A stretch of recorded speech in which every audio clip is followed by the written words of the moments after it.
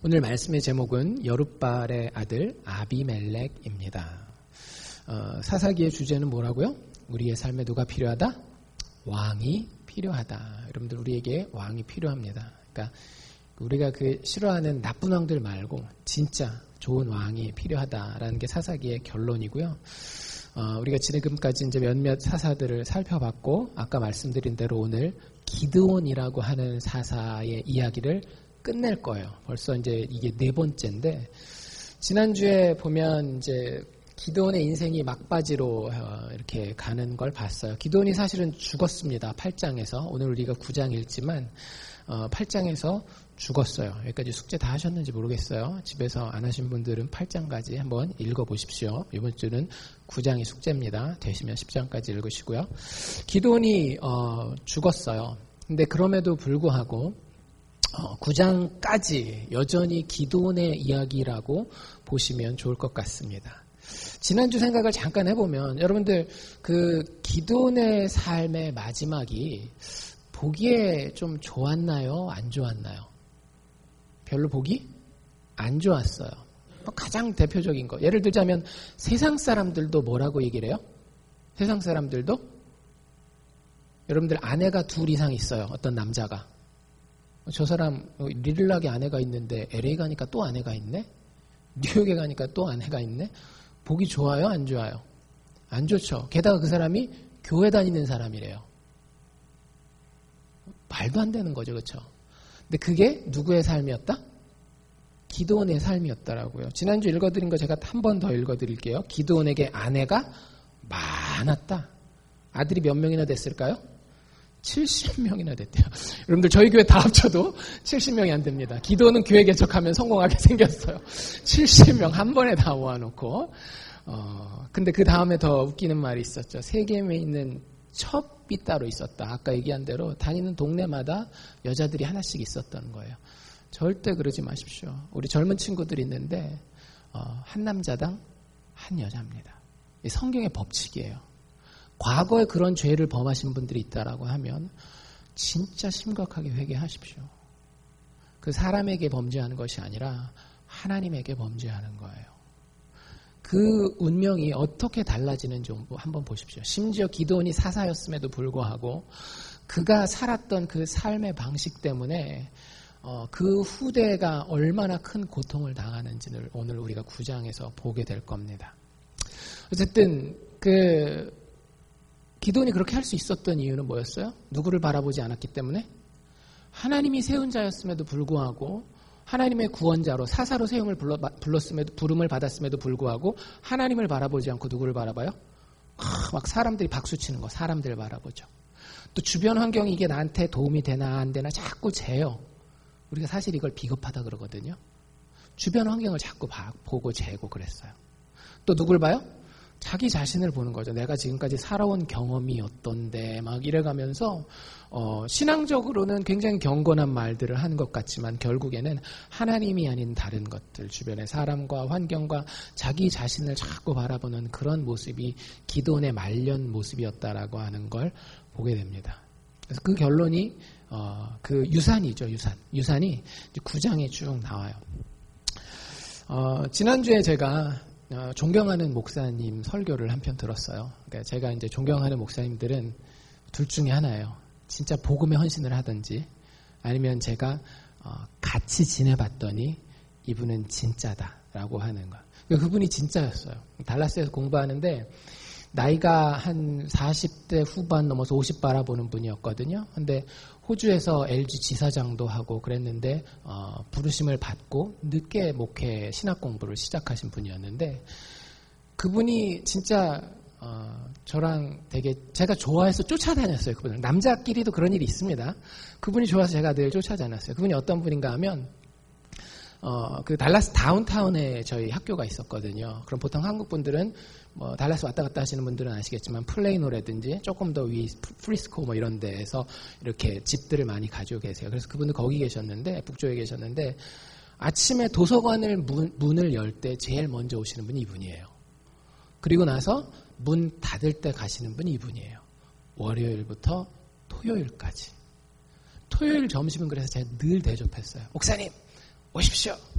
제가 뭘 대접하겠습니까? 그때 저희 집사람이 일했거든요. 저랑 애들 둘이랑 있는데 늘 그날은 라면 끓여 먹는 날. 얼마나 저 개인적으로 라면 굉장히 선호하는데 집사람이 못 먹게 하는데 어쨌든 그렇게 존경하던 그 분이라서 가끔씩 지금은 수원에 계시거든요. 목회를 하시는데 설교를 듣는데 그 설교가 이렇게 시작하더라고요. 술에 취한 사람은 운전을 해서는 안 됩니다. 그러면서 이제 한국의 도로교통법을 딱 얘기를 해줘요. 그래서 저도 궁금해서 여기 알칸사 법도 한번 찾아봤어요. 그 드라이버스 라이센스 공부하는 책이라든지 이런 걸 보니까 이렇게 기록되어 있더라고요. If you drink alcohol, do not drive. 뭐 헷갈리거나 뭔가 이렇게 회색지대가 있거나 그런가요? 아니죠. 드링크 했으면, 술 마셨으면 운전하지 말아라. 혹시 최근에 면허 따신 분, 혈중 알코올 농도가 몇 프로 정도 되시면 구속되는지 아십니까? 0.08%. 그러니까 굉장히 작은 양이에요. 굉장히 작은 양인데 0.08%만 있으면 경찰이 여러분을 잡아서 감옥에다가 넣을 수 있고요. 뭐 하여튼 그거에 대한 여러 가지 처벌은 다른 범죄보다 더 심합니다. 그래서 그 책에 뭐라고 나와 있는가 제가 보니까 만약에 술을 마실 거면 2명 이상의 사람들이 같이 마시러 가라. 그리고 그 중에 1명은 술을 마시지 말아라. 돌아올 때 운전하기 위해서. 만약에 그 사람이 너무 억울해하면 어떻게 해라? 다음번에 갈 때 바꿔라. 그 사람 마시고 다른 사람이 이제 순서로 친구들끼리 그 정도 공평함은 있어야죠. 그래라 라고 얘기를 하고 만약에 다 마셨다. 그럼 어떻게 해라? 대중교통을 이용하거나 택시를 불러라. 이게 정확하게 그 운전면허 공부하신 분들은 거기 써 있는 거예요. 그런 이야기가 나와 있어요. 여러분들 운전할 때 왜 술 마시고 운전하면 안 됩니까? 술 마시고 운전하면 목적지에 도착하기가 힘듭니다. 못 도착하는 경우들도 종종 있고요. 도착하는 동안 힘들어요. 그리고 만약에 사고라도 나면 나나 가족이나 타인들에게 많은 피해를 주죠. 그 목사님이 실제 겪었던 일인데 지금은 한국에서 목회하시지만 그 프리스코에서 목회를 하실 때 교회 한 청년이 그러니까 여러분들 교회 다닌다고 다 구원받은 게 아니에요. 그러니까 술을 잔뜩 거하게 드신 거예요. 그리고 역주행을 시작했습니다. 속으로 이렇게 생각했겠죠. 왜 모든 차들이 다 나를 향해서 달려오지? 하면서 역주행을 하면서 쫙 간 거예요. 근데 여러분들 우리는 농담이니까 이렇게 얘기를 하죠. 그 친구가 사고를 냈어요. 사고가 났는데 이 친구는 살았어요. 그냥 좀 다치고 말았는데 그 사고를 당한 반대차에 타고 있었던 사람이 이렇게 팍 부딪히면서 눈 있는 데를 갖다가 이렇게 찔렸나 봐요. 그래서 그 사람은 실명했습니다. 여러분들 술 마시면요 운전하면 된다 안 된다? 안 된다. 상식입니다. 법이고 어쩌고 저쩌고를 다 떠나서 사람이 양심이 있으면 술 마시면 운전하지 말아야 돼요. 목적지에 도착하지 못하고 다른 너무나 많은 사람들에게 피해와 고통을 주게 됩니다. 뭐 꼭 술 취하지 않았다 할지라도 내가 너무 졸릴 때도 어떻게 해야 되는 거예요? 사실은 잠깐 운전대를 놓고 쉬는 게 맞는 거예요. 왜? 차량이라고 하는 건 뭘 담보로 하기 때문에 생명을 담보로 하는 거잖아요. 생명을 담보로 하는 거기 때문에 술 취했다든지 졸렸다든지 아니면 운전을 할지 몰라요. 면허가 없어요. 그럼 운전하면 안 되는 거예요. 여러분들 이렇게 우리가 차를 가지고 운전하는 것이 마치 무엇과 같은가 하면 우리의 인생과 비슷합니다. 인생의 운전대 여러분 지금 누가 잡고 계십니까? 대부분은 여러분들 어렸을 때 이 노래 기억하십니까? 내 인생은 나의 것, 내 인생은 나의 것 이런 노래가 한국에서 한때 유행했던 적이 있어요. 부모님 걱정하지도 마시고 간섭하지도 마시고 뭐 이런 노래가. 그래서 운전대를 누가 꼭 잡기를 원하는 거예요? 내가 잡기를 원하는 거죠. 언제부터? 아주 어릴 때부터 이거 잡기를 원해요. 그래서 나중에 그 곡이 나중에 금지곡이 될 뻔했었던 그런 사람도 있었습니다. 왜냐하면 한국의 부모들이 그러면 안 되지. 네 인생은 네 게 아니야. 뭐 이런 식으로 얘기를 해가지고. 근데 어쨌든 나이가 어린 젊은 사람이건 나이가 많은 뭐 노인이 되었건 간에 우리는 내 인생의 운전대를 내가 잡고 있습니다. 여러분들 여기서 이렇게 한번 질문해 보세요. 과연 지금 내 인생의 운전대를 잡아야 할 사람이 잡고 있는지 아니면 잡지 말아야 될 사람이 내 인생의 운전대를 잡고 있는지를 한번 생각해 보십시오. 여러분들 왜 부모님들이 자녀들한테 나쁜 친구 사귀지 말라, 나쁜 친구 사귀지 말라 그럴까요? 100% 다 그런 건 아니지만 많은 경우에 자주 좋지 않은 친구를 사귀게 되면 그 자녀의 운전대를 누가 잡게 돼요? 그 좋지 않은 친구의 영향력이 확 잡아버리게 되잖아요. 그래서 어려움을 많이 당하게 되는 걸 어른들은 경험해봤고 직접적이 됐건 간접적이 됐건 경험을 해봤기 때문에 인생의 운전대를 함부로 맡기지 말라고 자기 자녀들한테 알려주는 거예요. 근데 그게 애들에 대한 이야기만이 아니라 누구에 대한 이야기다? 인간 전체에 대한 이야기라고요. 그래서 이 아침에 한번 잘 생각해 보세요. 지금 내 인생이라고 하는 이 자동차의 운전대는 바른 사람이 잡고 있는지를 생각해 보시라고 하는 거예요. 오늘 본문 이야기로 들어가면 본문 이야기의 주인공은 아비멜렉이라고 하는 사람입니다. 아비멜렉. 아비멜렉이 누구냐? 아까 우리가 읽은 데 이렇게 나와 있죠. 여룻발의 아들 아비멜렉이다. 갑자기 엉뚱한 사람이 나오는 것 같아요. 지난주까지 우리가 누구 얘기를 봤다고요? 기드온이라고 하는 사람을 봤는데 갑자기 아비멜렉이 나오고 그 아비멜렉의 아버지 이름은 여룻바알이래요. 기억력이 좋고 눈치가 좀 빠르신 분들은 하고 이 커넥션이 연결될 거예요. 이 여룻바알이 사실은 누구예요? 기드온이에요. 여러분들 우리가 읽은 그 6장이었나요? 6장에 넘어가면 기드온의 이야기가 처음 시작되는 데 있어서 처음에 하나님이 기드온에게 준 첫 번째 미션이 있었습니다. 뭐였죠? 그 아버지 집이 우상신을 만들고 우상신을 파는 그런 집이었어요. 기드온네 집이.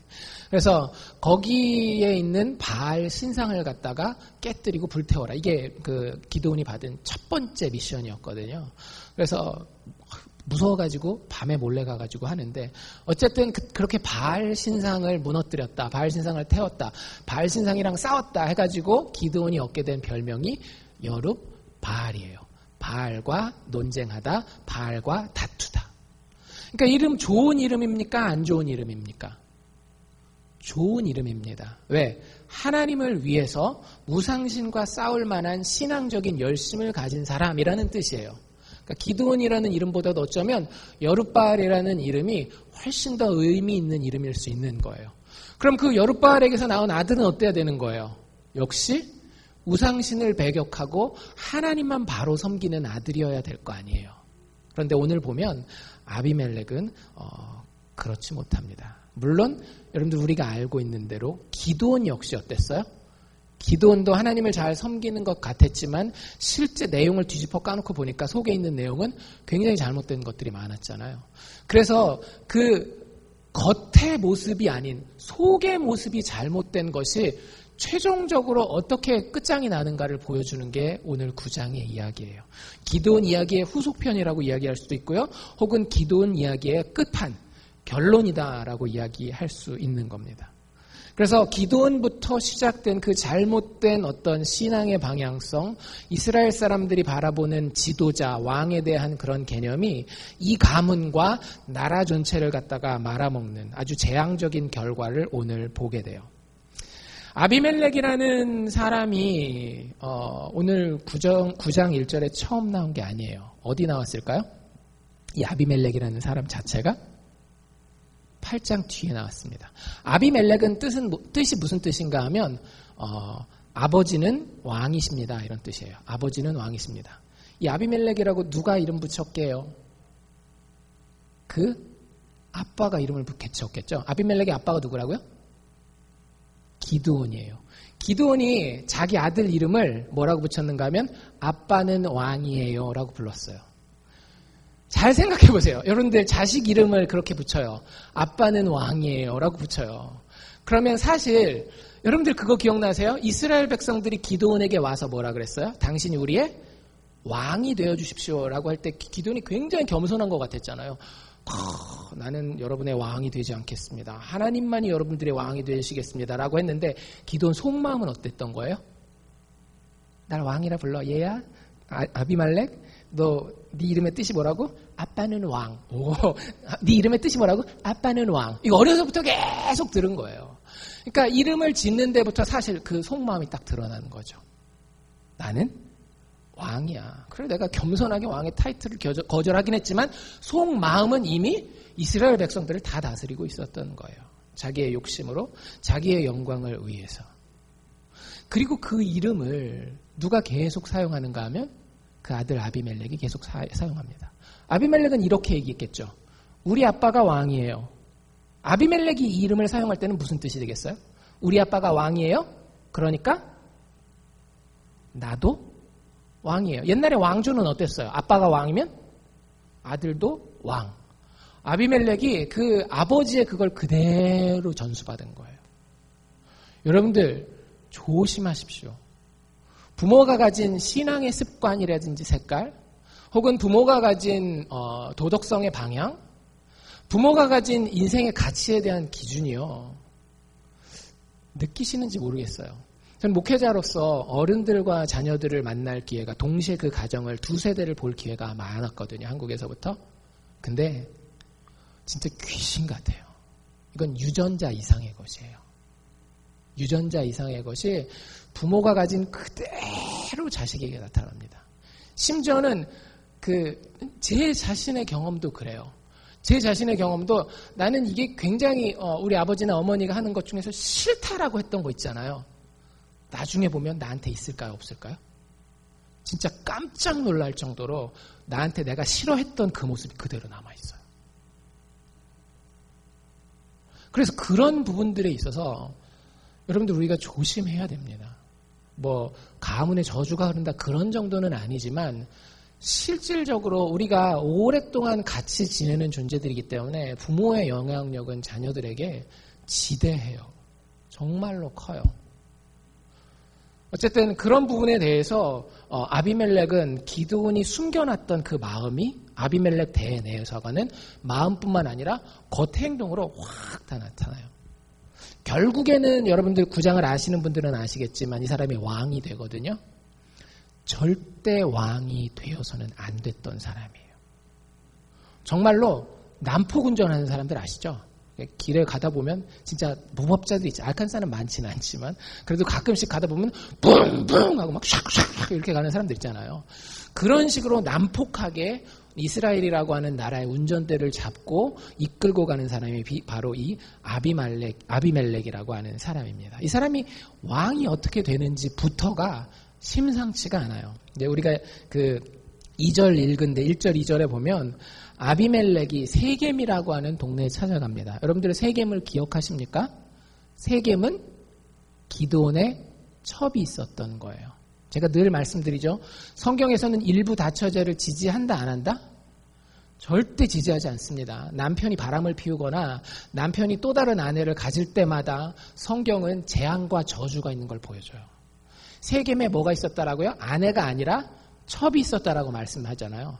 근데 그 첩에게서 난 이름이 8장에 나와 있었어요. 제가 다시 한번 읽어드릴게요. 8장 31절. 세겜에 있는 첩도 아들을 낳았다. 그 말고도 70명 있다라 그랬잖아요. 근데 세겜에 있는 아들도 첩을 낳았는데 그 이름을 무엇이라 하였더라? 아비멜렉이라 하였더라. 그럼 이제 아비멜렉의 정체가 좀 확실하죠. 기드온의 아들이긴 아들이지만 진짜 족보에 올라온 아들은 아니고 그냥 싸질러 놓은 아들이에요. 진짜 제가 기드온 제 앞에 있었으면 많이 때려줬을 것 같아요. 절대 이러면 안 돼요. 남자가 절대 이러면 안 됩니다. 자녀는 가정 안에서 크는 거예요. 가정 안에서 생산돼야 되는 거고. 근데 나왔어요. 그리고 그 결과가 어떻게 되는지 보십시다. 아비멜렉은 첩의 아들 서자이긴 했지만 여전히 아버지 동네에서 같이 살았던 것 같아요. 기드온이 왕이라고 얘기는 안 했지만 실제 했던 이야기들 동네 돌아가는 거 보면 왕처럼 살았어요. 그러니까 거기서 자기는 왕자처럼 살았던 거예요. 그리고 나서 기드온이 죽었습니다. 이 기드온이 죽고 난 다음에 아들 아비멜렉이 어디로 갔다라고요? 자기 어머니 고향 세겜으로 가요. 자기 어머니 고향. 이유가 뭘까요? 왕이 되려고. 보니까 여러분들 아무리 자기 이름이 아비멜렉이에요. 아비멜렉이 무슨 뜻이라고요? 우리 아버지 왕. 그러니까 나도 왕하고 싶지만 경쟁률이 어때요? 경쟁률이 너무 세요. 몇 대 1이에요? 70대 1이에요. 기드온에게 아들만 70명 있고 얘는 거기 넘버에도 들지 않는 또 다른 첩의 자식이었단 말이에요. 그러니까 경쟁률이 너무 센 거예요. 나도 왕이 되고 싶은데, 우리 아버지가 왕인 것처럼 나도 왕이 되고 싶은데, 내가 왕 해야 되겠어. 내가 이 나라의 운전대를 꽉 잡고 한번 멋있게 이 나라를 한번 움직여 보겠어. 이런 생각을 했던 거예요. 근데 이게 방법이 없는 거죠. 서열로 따지면은 맹꽁지예요, 맹꽁지. 그래서 자기 나름대로 이 돌을 굴리십니다. 돌을 막 굴리고 나서 어디로 찾아갔더라고요? 어머니의 고향인 세겜으로 찾아가는 거예요. 세겜 사람한테 가서 엄마 친척들 있잖아요. 삼촌, 작은아버지 뭐 이런 분들. 엄마 친척들을 다 불러가지고 이렇게 말을 전하라고 이야기를 합니다. 삼촌들, 작은아버지들, 이 기드온이 지금까지 왕 노릇하다 죽었는데 다음에 누군가 왕위를 이어야 되지 않겠습니까? 기드온이 아들이 몇 명입니까? 70명 아닙니까? 70명이 와가지고 여러분들 첫 번째 아들도 와서 세금 내라, 두 번째 아들도 와서 세금 내라, 세 번째 아들 와도 세금 내라. 이렇게 70명이 다스리는 게 좋습니까? 아니면 한 명이 다스리는 게 좋겠습니까? 여기까지는 좀 공평해 보이죠, 그렇죠? 한 명 왕이 되기를 원하나 보다라고 생각을 할 거예요. 근데 그 뒤에 뭐라고 생각했어요? 여러 명 70명이 다스리는 게 좋겠어? 한 명이 다스리는 게 좋겠어? 물어본 다음에 맨 마지막에 한마디 흘리죠. 뭐라고요? 근데 내가 삼촌들 친척이에요. 아시죠? 작은아버지, 외삼촌 막 이래가면서 제가 친척이에요. 한 명이 왕이 되는 게 좋을까요? 70명이 왕이 되는 게. 이게 무슨 얘기예요?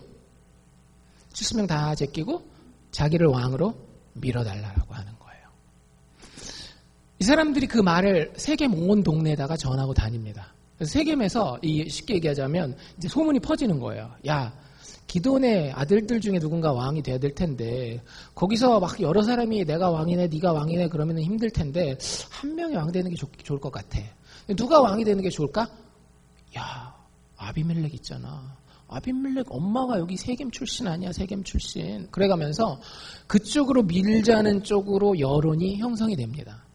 그리고 나서 마을에 유력한 사람들이 다 모아서 돈을 다 갖다 줘요. 그러니까 정치를 하려면 뭐가 필요해요? 정치 자금이 필요하잖아요. 그래서 그 4절에 보면 은 70개를 탁 준비해가지고 갖다 줍니다. 4절에 보면 뭐라고 되어 있는가 하면 은 70개를 내어서 그에게 주었더니 아비멜렉이 그것으로 그 돈을 정치 자금을 가지고 뭘 하는지 잘 보십시오. 그것으로 방탕하고 경박한 류의 사람들을 사서 자기를 쫓게 했대요. 누구를 산 거예요? 깡패들 산 거예요. 건달들 산 거예요. 사람들이 자기와 함께 가서 뭔가 할 일이 있겠죠. 무슨 일을 해야 될까요? 5절에 이런 이야기가 나옵니다. 오브라에 있는 그 아비의 집으로 가서, 이 오브라가 기드온이 왕 노릇했던 고향 땅이거든요. 거기에 이 자기 깡패 부하들을 다 데리고 간 거예요. 여룻바알의 아들, 그러면서 성경이 이렇게 표현합니다. 곧 자기 형제 70명. 아무리 배다른 형제라 할지라도 하나님 눈에는 뭘로 보인 거예요? 형제로 보인 거예요. 근데 자기 형제 70인을 한 반석 위에서 쳐 죽였으니 오직 여룻바알의 말째 아들 유담만 스스로 숨어서 도망갔다라는 얘기가 나와요. 여러분들 그런 일을 할 수 있겠어요? 여러분들이 미워하는 사람들이 있어요. 그럼 여러분들에게 돈이 충분히 있으면 깡패 사가지고 70명을 하루에 죽일 수 있겠습니까? 이게 웬만한 사람은 못하는 일이에요. 아비멜렉이 굉장히 난폭한 사람이었습니다. 힘을 얻기 위해서는 최종적으로 자기가 원하는 결과를 얻기 위해서는 무슨 일도 할 수 있는 사람이었어요.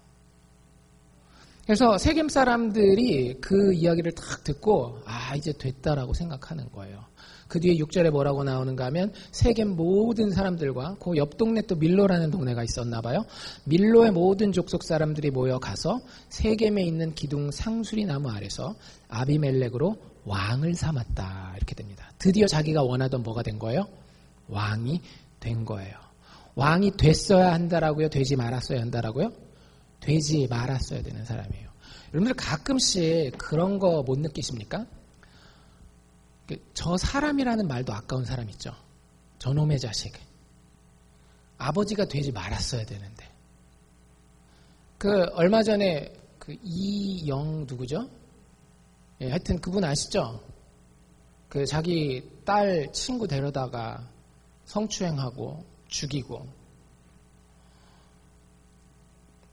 결혼한 사연부터 여러분들 그 쭉 읽어보신 분들은 아시겠지만 결혼하게 된 사연 자체가 한 집안의 가장이 되어서는 안 되는 사람이었어요.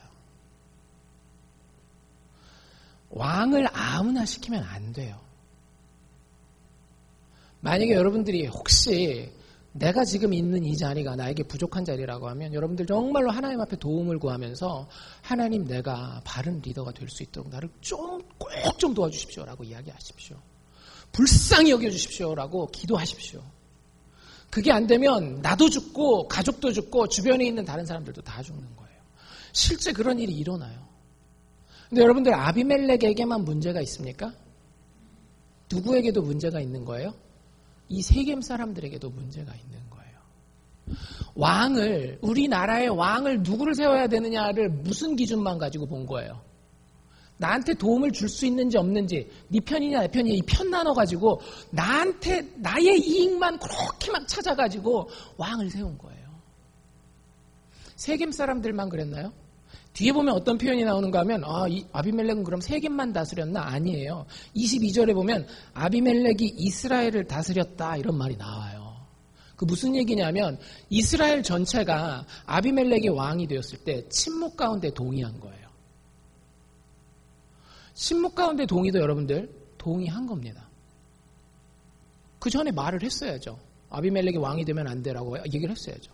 근데 침묵 가운데 동의한 거예요. 여러분들에게 바른 것이 마음속에 있습니까? 바른 생각이 있습니까?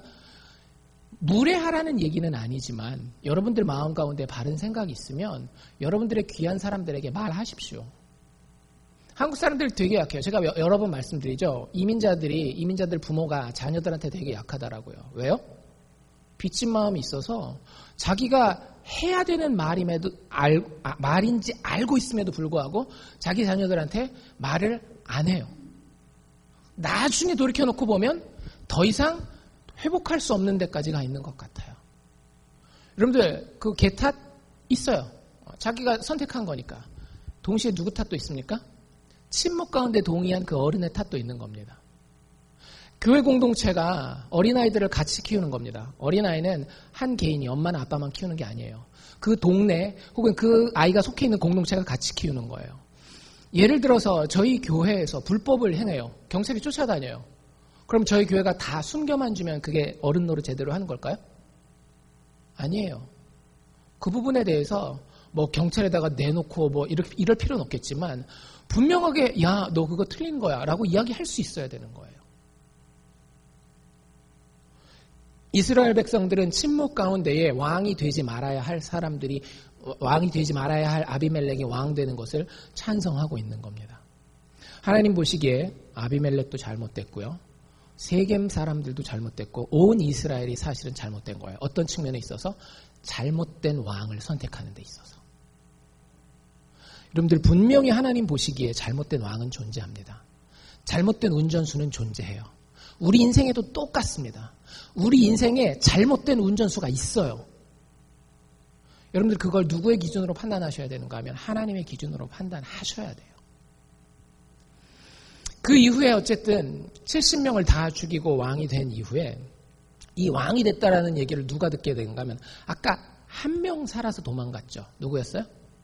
막내 아들 요담이라고 하는 사람이 간신히 도망갈 때 얼마나 심장이 벌렁벌렁 했겠어요. 막 자기 형들이 자기 동생들이 다 형들이죠. 말째니까.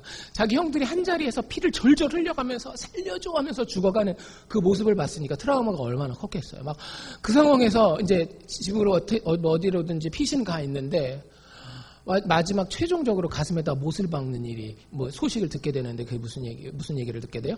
자기 형들을 다 죽인 그 아비멜렉이 이스라엘 전체의 왕이 됐다라는 이야기예요.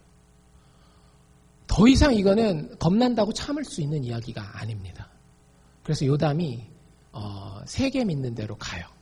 세겜이 이렇게 골짜기처럼 낮은 지역이거든요. 골짜기인데 이제 좀 넓은 평지 있는 낮은 지역이에요. 그래서 세겜 양 옆으로 두 개의 산이 있어요. 하나는 그리심산과 하나는 에발산이 있습니다. 여기가 사실 모세가 마지막 이스라엘 백성과 언약 갱신을 했던 곳인데 그 중에 그리심산으로 올라가요. 그리고 밑에 있는 세겜 사람들한테 들으라고 큰 소리로 이야기를 하는데 무슨 얘기를 했을까요? 신발놈의 자식 뭐 이런 얘기 욕하지 않고요. 재밌는 이야기, 우화를 하나 들려줍니다. 나무나라 이야기. 나무나라 이야기. 나무나라가 있었대요. 그런데 그 나무나라 나무들이 하루는 왕이 필요하다라고 생각한 거예요. 그래서 나무들 중에 괜찮은 나무를 찾아가야 될 거 아니에요. 제일 처음에 찾아간 나무가 무슨 나무였는가 하면 감람나무, 우리가 얘기하는 올리브 나무 있잖아요. 그 올리브 나무를 찾아가서 우리의 왕이 되어주십시오. 너는 와서 우리의 왕이 되어라 라고 이야기를 합니다. 근데 이 감람나무가 어떻게 하는가 하면 그걸 거절해요. 와, 나의 기름이 얼마나 존귀하는 것인데, 이 기름이 하나님을 높이는 그런 기름인데 그것을 놔두고 니들을 다스리러 왕하러 갈 수 없다라고 거절을 했대요. 근데 나무들이 너무 왕이 필요한 거예요. 그래서 두 번째 나무를 찾아갑니다. 두 번째 나무는 무화과 나무였어요. 여러분들 무화과 나무는 이 중동 지역에서 굉장히 귀한 나무입니다. 올리브 나무도 마찬가지고 무화과 나무도. 물론 올리브 나무가 제일 위고요. 무화과 나무는 조금 그 밑인데 어쨌든 올리브 나무가 안 되니까 무화과 나무를 찾아간 거예요. 그래서 무화과 나무한테도 똑같은 얘기를 해요. 너도 와서 우리의 왕이 되라 라고 이야기를 했는데 무화과가 야, 내가 이렇게 아름답고 단 열매를 내는데 가서 니네한테 왕 노릇하면 이거 열매 못 맺으니까 난 안 가겠다. 왕 안 되겠다. 이렇게 얘기를 했대요. 그래서 세 번째 나무, 이제 거기서 이제 한 단계 더 내려오죠. 포도나무를 찾아가요. 똑같이 너는 와서 우리의 왕이 되라라고 얘기를 하는데, 야, 내가 이 포도 열매에서 포도주가 나면 사람과 하나님을 기쁘시게 하는 세수를 만들 텐데 내가 어찌 이 귀한 일을 버리고 너희들 왕이 되겠느냐. 됐다, 안 가겠다 얘기를 해요. 세 번 거절당했죠. 그 다음에 찾아간 나무는 무슨 나무였는가 하면 가시나무를 찾아갑니다. 여러분들, 사실 이게 우리의 절박함을 보여줘요. 인생은 이 나무나라처럼요. 누군가가 내 삶의 지탱이 될 수 있는 왕을 필요로 해요. 근데 많은 경우 어떤지 아십니까? 여러분들 20대 초반 남자가 여자를 볼 때, 여자가 남자를 볼 때 수준이 어때요? 굉장히 높죠. 모든 걸 다 가진 남자여야만, 모든 걸 다 가진 여자여야만 결혼할 수 있다, 사귈 수 있다. 근데 이제 나이가 꺾어져요. 30대까지 아직 결혼을 못했습니다. 그럼 어떻게 되죠? 그 정도는 내가 봐줄 수 있지. 이렇게 좀 낮아져요. 만약에 40대를 이제 진입했어요. 그럼 어떻게 되겠어요? 결혼만 하면 됐지 뭐. 아니 물론 결혼 안 해도 괜찮은 사람들도 있지만 결혼을 해야 되겠다라고 하는. 근데 대부분의 사람들이 여러분들 가정을 가지기를 원합니다. 일반적인 것 같아요. 40대가 넘어가면 그때부터는 그냥 결혼만 할 수 있으면, 아주 특별한 하자만 없으면, 막 이런 일들이 우리 주변에 생기는 거예요. 여러분들 결혼만 그런 줄 아세요? 자녀에 대한 것도 마찬가지고요. 나 자신에 대한 커리어도 마찬가지고요. 인생에서 우리는 왕을 찾긴 찾는데 시간이 지나가면 갈수록 어떤 왕을 찾는가 하면 사실은 수준이 낮은 왕을 찾고요. 결국에는 그 왕이 나를 해할 수도 있음에도 불구하고 그래도 없는 것보다는 낫지 하고 그 왕을 내 왕으로 삼아요. 마지막에 이 나무나라 나무들이 가시나무를 찾아갔다니까요. 그리고 그 가시나무에게 왕이 되어주십시오 딱 얘기를 했더니, 여러분들 나쁜 놈들은요 기회를 잘 잡아요. 참 우리 주변에 좋은 사람들만 많으면 좋은데, 여러분들 주변에 더 쉽게 붙을 수 있는 사람은요, 나한테 해를 끼치거나 부정적인 영향을 미칠 수 있는 사람들이 훨씬 더 쉽게 붙습니다. 그래서 인간관계 하실 때에 너무 쉽게 사람에게 혹하지는 마세요. 성경의 여러 사례에서 보이는 그런 예들이에요. 어쨌든 혹해서 왕이 된다 그러니까 너무 좋아가지고 왕 이렇게 하면서 갔더니 가시나무가 왕이 딱 돼서 나무들을 다 모아놓고 하는 얘기가 이 얘기입니다.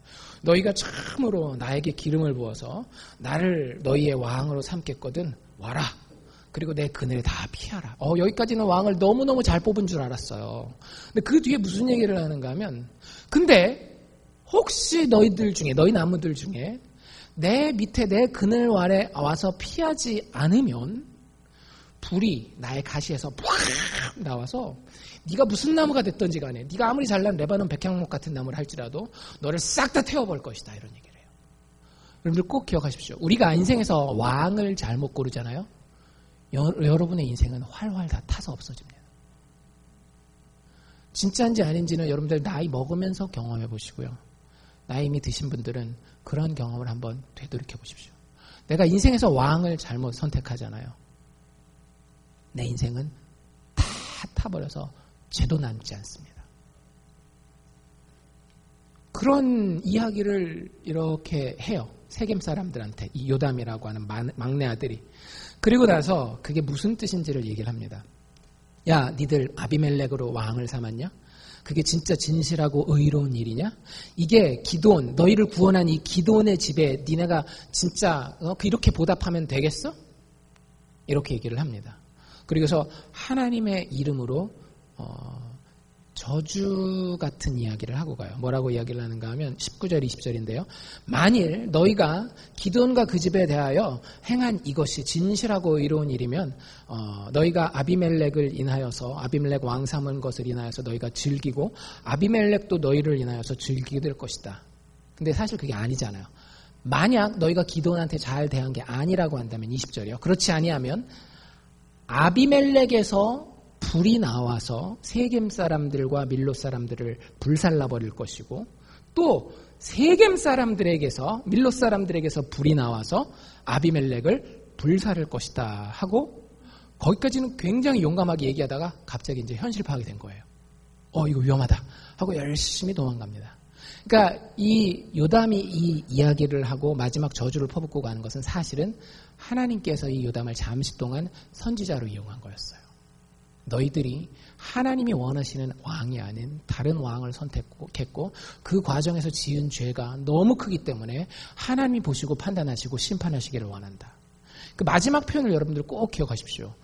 아비멜렉에게서 불이 나와서 세겜 사람을 태우고 세겜 사람에게서 불이 나와서 아비멜렉을 태우리라. 이 일이 진짜 귀신같이 그대로 이루어져요. 3년 동안 허니문. 22절에 아비멜렉이 이스라엘을 다스린 지 3년이 되었다라고 얘기를 하잖아요. 3년 동안은 세겜 사람들도 우리 고륙지친 아비멜렉 하면서 쫙 밀어주고 아비멜렉도 세겜 사람들이 필요한 거 있으면 자기가 왕이니까 다 이렇게 막 길이 필요해? 자, 길 가서 닦아. 세겜의 고속도로 제 1번이야. 먼저 닦아 거기부터. 이런 식으로 해가지고 서로 돕고 상보상조하고 3년을 잘 살았어요. 근데 여러분들 하나님이 보고 계셨을까요? 안 보고 계셨을까요? 하나님 보고 계십니다. 하나님 죄에 대해서는 절대 잊지 않으세요. 여러분들 꼭 기억하셔야 됩니다. 죄에 대해서 하나님 잊지 않으셔요. 우리가 죄 지으면 여러분들 하나님 잊으실까요? 안 잊으실까요?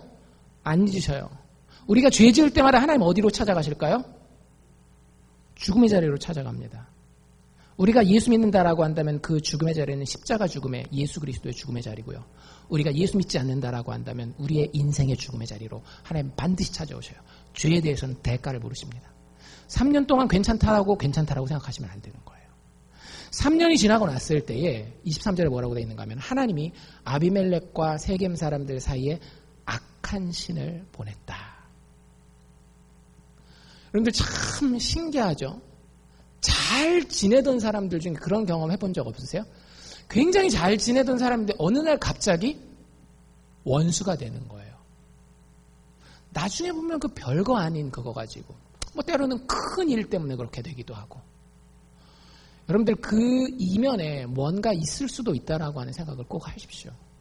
그 이면에 뭔가 있을 수도 있다라고 하는 특별히 내가 하나님 앞에 제대로 서지 못했다라고 했을 때에 여러분들 그 이면은 반드시 살펴봐줘야 돼요.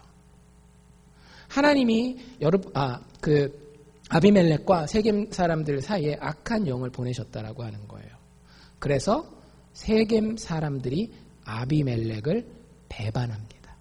어떤 일이 벌어지는가 하면 아비멜렉이 이제 수도에서 나라를 다스리고 있잖아요. 그러니까 아비멜렉이 여러분들 폭력적인 사람일수록 어떨까요? 다른 사람의 물건을 쉽게 내 것처럼 생각하죠. 여러분들 젊었을 때, 어렸을 때, 중학교 때, 고등학교 때 동네 깡패 형들 아시는 분 계셨어요? 제가 개인적으로 동네 깡패 형들은 몰랐지만 제가 이 얘기하면 이해하시는 분이 있고 이해를 못하시는 분들이 있을 거예요. 그 동네 공고가 있잖아요. 공업고등학교?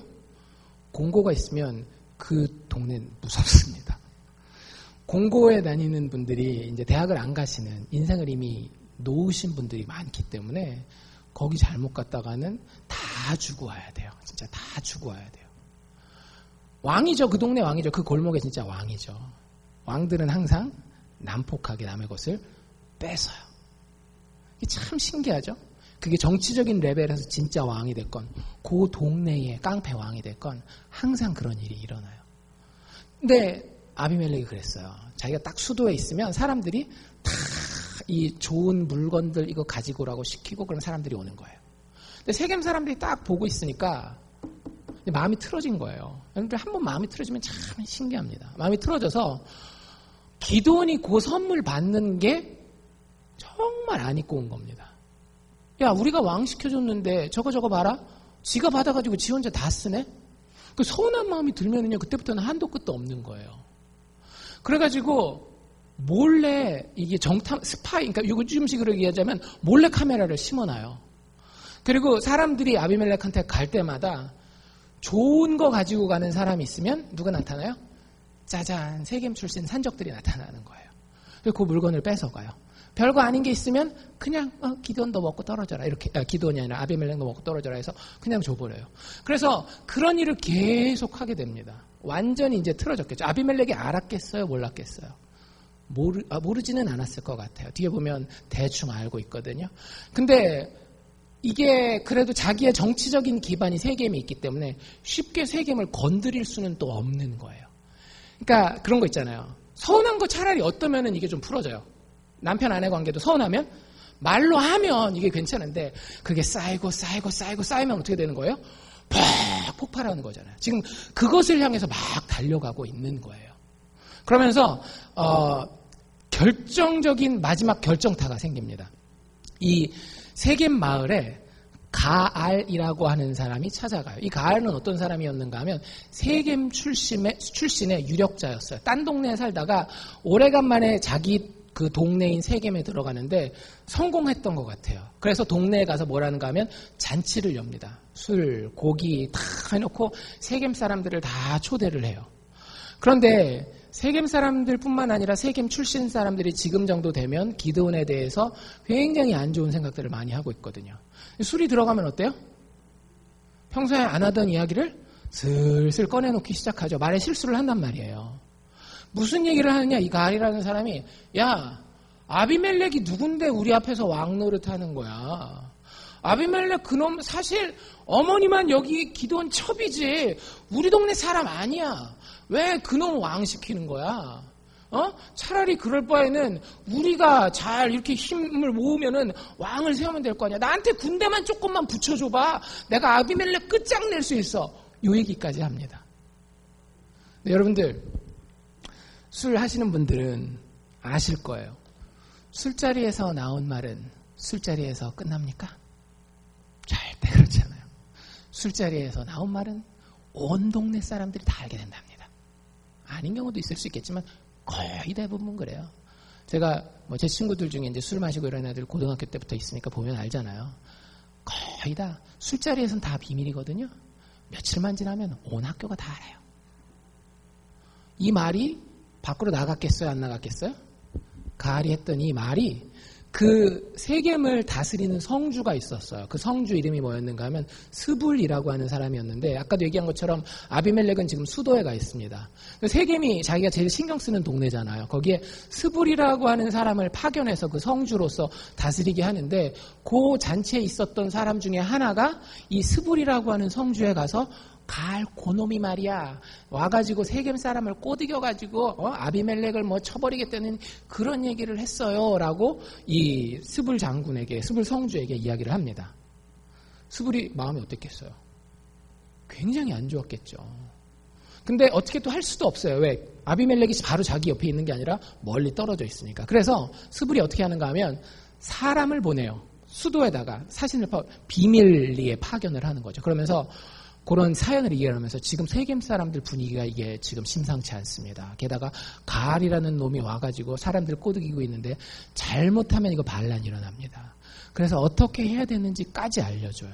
어떻게 하라 그러는가 하면 몰래 군대를 데리고 와서 이 가알을 암살하십시오라고 이야기를 합니다. 이제 그게 이제 계획이 딱 세팅이 됐어요. 그래서 하루는 이 스불이 모른 척하고 가알을 부릅니다. 우리 술도 좀 마시고 좀 같이 걸읍시다. 해가지고 밤에 이렇게 길을 이렇게 걷고 있었는데 그날이 바로 그날 밤이었어요. 아비멜렉이 이제 딱 암살하기로 온 그 밤. 대충 먹고 좀 취해가지고 고한데 이 가알이 이렇게 산을 보니까 산에서 뭐가 움직이는 거예요. 이상하다. 이 밤에 누가 왜냐면 옛날에는 밤에 사람이 안 다니잖아요.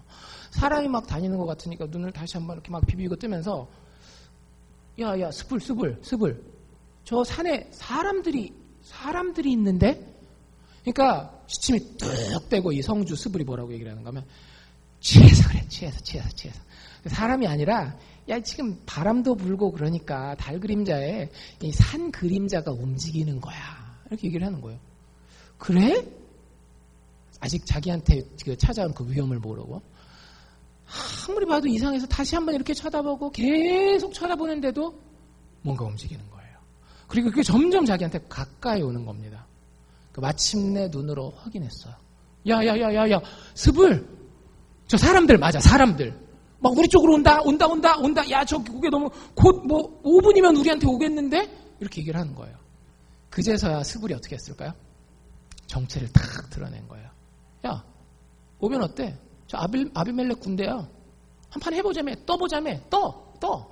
아비멜렉 군대에 데리고 왔으니까 네가 떠서 왕 돼. 이러는 거예요. 아차, 이제야 내가 속았구나라는 걸 깨닫고 부랴부랴 준비하고 자기 그 무리를 모아가지고 전쟁을 합니다. 근데 결국에는 이 가알이 져요. 그리고 세겜에서 쫓겨나고 멀리 도망가가지고 다시는 돌아오지 못합니다. 여러분들 근데 문제는 누가 제일 큰 문제를 가지게 돼요? 이렇게 되면 세겜 사람들. 그러니까 세겜 사람들은 그래도 나름대로 자기 절제를 했었잖아요. 아비멜렉이 눈치 못 채는 것처럼 그냥 대충 뭐 이렇게 산정놀이만 하다가 가알이라는 놈이 오는 바람에 대놓고 우리가 반역하자 그랬으니까 가알은 근데 어떻게 된 거예요? 쑥 빠져. 여러분들 그런 경험 해보신 적 없으세요? 야, 우리 다 그러자 우쌰 했는데 딱 섰는데 보니까 나만 앞에 쓴 거예요. 뒤에 아무도 없어. 지금 세겜 사람들이 딱 그런 모양이에요. 어쩔 수 없죠. 독박 써야죠. 이 아비멜렉이 군대를 이끌고요. 세겜을 갖다가 싹 다 쓸어버립니다. 어느 정도라고 이야기를 하는가 하면 45절에 보면 하루 종일 그 성에 있는 사람들을 학살했다라고 이야기를 하고요. 그 전쟁이 끝나고 나서 그 땅에 다시는 사람이 살지 못하도록 소금을 뿌렸다라고 얘기를 해요. 소금을 뿌리는 건 두 가지 의미가 있는데 하나는 제의적으로 저주한다는 얘기고 두 번째는 여러분들 소금 뿌린 땅에서는 농사가 돼요? 안 돼요? 안 돼요. 못 사는 거예요. 사람을 다시는 못 사는 땅으로 세겜 땅을 만들어놔요.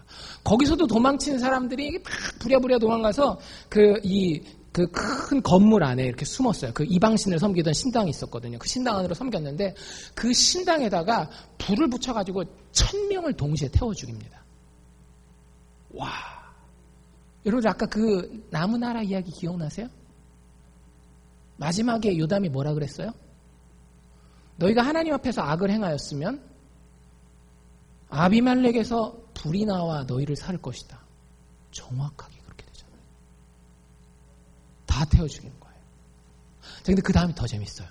그 다음에 이 세겜 사람들을 도왔던 다른 사람들이 있었잖아요. 아까 뭐 밀로 사람들이라든지 그 사람들까지 이제 이 아비멜렉 입장에서는 이제 이 추세를 몰아서 이 여세를 몰아서 싸그리 다 이제 쓸어버리고 완전히 내가 독재를 하겠다 이런 생각을 가지고 그 다음 마을을 향해서 가는데 50절에 보면 그 마을 이름이 데베스라고 하는데요. 근데 보니까 이거 게임이 안 되겠는 거예요. 데베스 사람들이. 그래서 처음엔 좀 막는 척 하다가 안 되겠다 다 버리고 이 망대 그 타워 같은 데로 여기는 도저히 못 들어온다 해가지고 그 안으로 싹 다 숨어요. 근데 이미 해봤잖아요. 이 아비멜렉이 방금 전에 세겜 사람들 어떻게 됐어요? 그 건물 하나에다 몰아넣고 싹 다 태워 죽였잖아요. 할 수 있다. 된다라는 생각을 가지고 그 망대에 돌격 앞으로 나를 따르라 하고 사람들을 싹 다 이끌고 가요.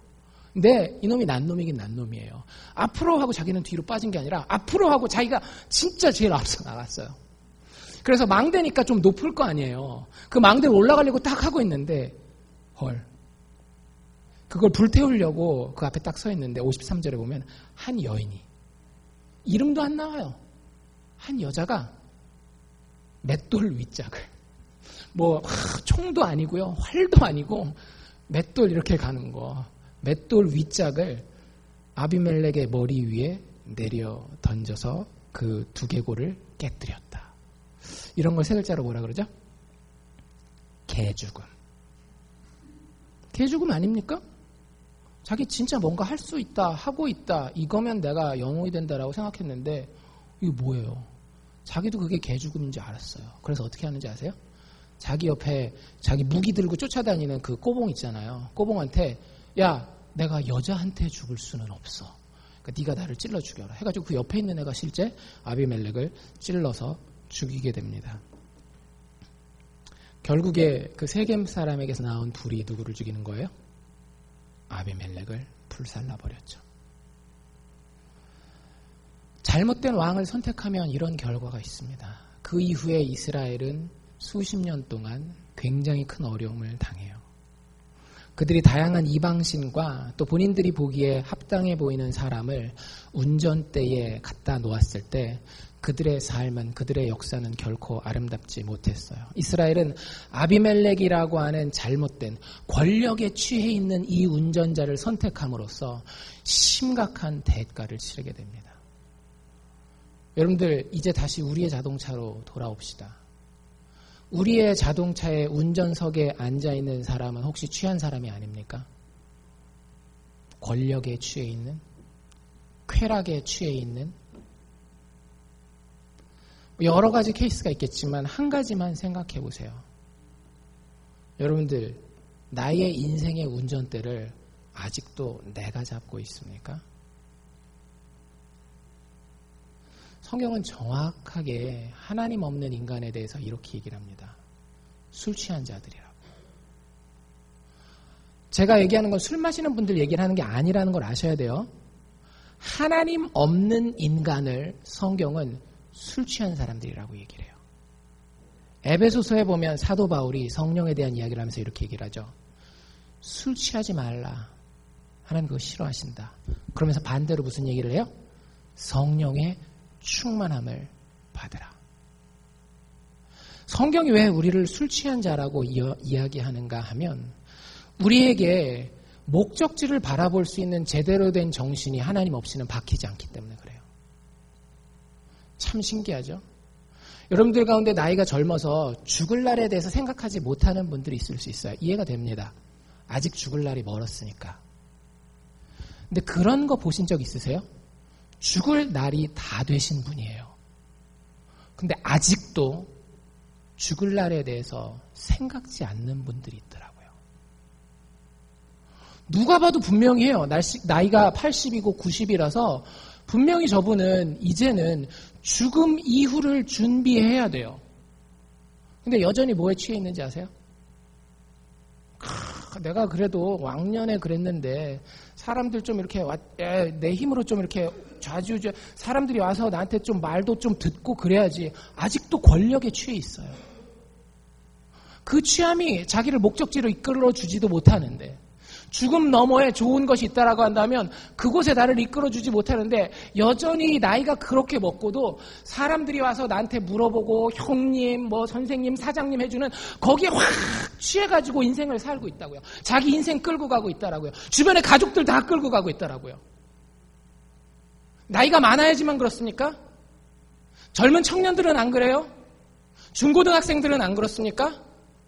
내가 내 인생, 내 마음대로, 내 인생은 나의 것. 내 인생의 권력을 나에게 두고 내가 살 수 있는 것처럼. 여러분들 나이 드신 분들이 보면 얼마나 가소로운지 아시잖아요. 야, 네가 아직 대학도 안 가봤잖아.